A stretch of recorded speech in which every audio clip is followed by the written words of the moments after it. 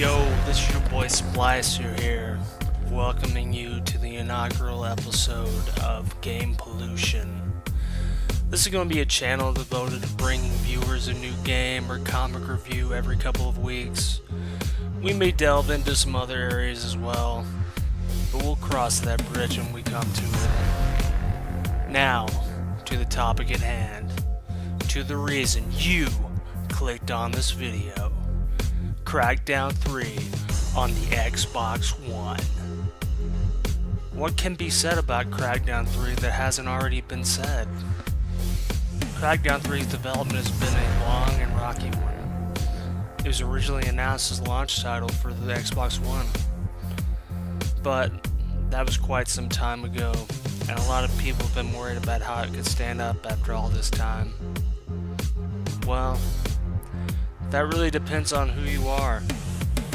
If you're expecting something revolutionary that brings gaming to a new era, you'll probably be left disappointed. If you're looking for just a fun game all around, and a worthy successor to the original Crackdown, then this game was made for you. I'm like a lot of people. I go to various gaming sites and check the scores when a new game comes out. Most of the time I do this just to see what they say, not really to make a purchase decision. If I really think a game looks cool, I'll normally buy it no matter what a reviewer says. You should feel that way about my input too. I went on Metacritic and saw all the poor reviews from the big gaming sites and all the 0 out of 10s that were in the user reviews. Let me first say this. If a game starts up, that should be an automatic 2 in my book. Then again, I went to college for a programming degree, and I know how hard it is to make a program actually work. I can't even imagine what these game developers go through. Anyway, I'm getting off topic. I saw that IGN rated this game a 5 out of 10. Yes, a 5 out of 10.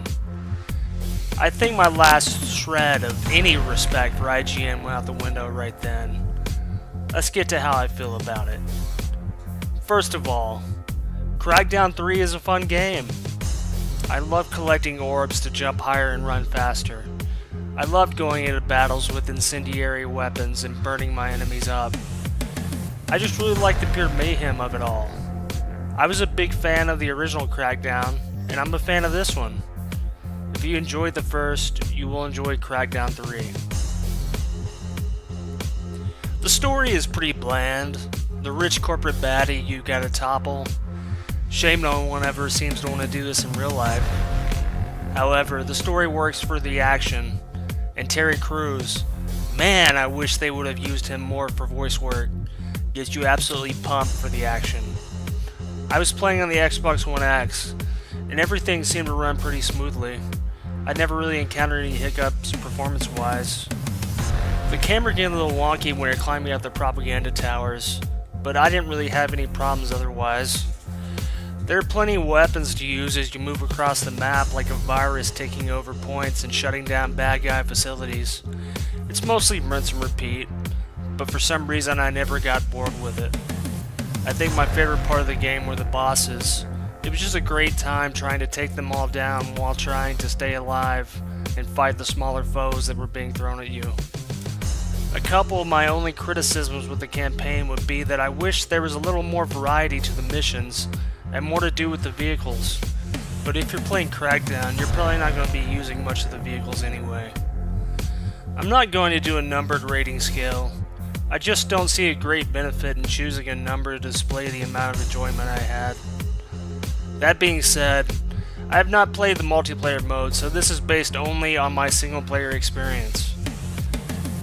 I enjoyed Crackdown 3, and I'm going to have to give it my seal of approval. I don't know if I would pay $60 for the game, because I finished it in about 10 hours, but there's no reason you shouldn't check it out on Game Pass. It's clearly worth that much. So go on. Go out there, pick Terry Crews, and blow the city away. This is Game Pollution, signing out.